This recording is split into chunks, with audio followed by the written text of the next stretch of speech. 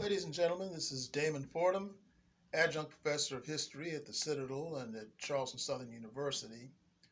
Now, as we speak, as I'm doing this video on March the 24th, 2020, America and the rest of the world is undergoing what's known as the coronavirus crisis.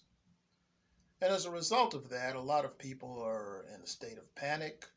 They're confused because there's a lot of misleadership and bad information that's going on in regard to this coronavirus crisis. A lot of people are, of course, afraid to get it, but they don't know where to turn often for good advice.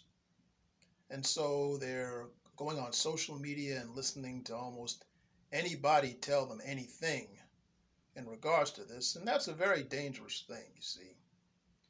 Now, this is not the first time that a pandemic has hit the world.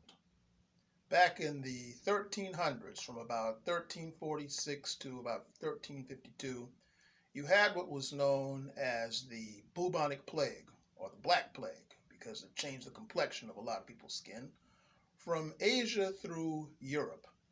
And during that Black Plague, you had these people who would go around making these phony salves, and they would go through the town squares of Europe, loudly selling these phony cures.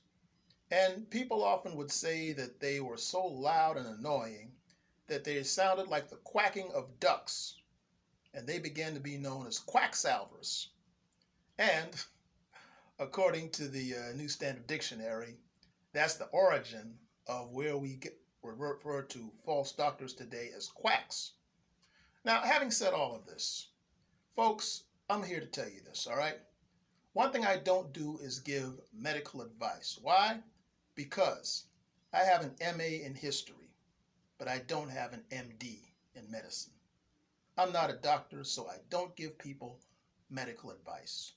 Some people want to feel relevant and important, so they give out this outrageously bad medical advice, primarily to set themselves up for a system of false leadership or false prominence within the community. And I'm here to tell you, folks, that in times of crisis, false prophets do well. So if you're on social media and if somebody is giving some sort of medical advice and you look them up, and if they don't have a legitimate MD behind their name, leave it alone. If they have been disbarred from the medical profession, such as guys like Andrew Wakefield, who was disbarred from the medical profession for telling people not to get vaccinated and all this sort of stuff, and deservedly disbarred, I might say, leave them alone. As long as you deal with a person who is a legitimate medical practitioner, and he's giving you that right advice, or she is giving you that right advice, and they're legitimate and their credentials check out, you listen to that person. But other than that, leave them alone. The life you save, ladies and gentlemen, may be your own. Thank you.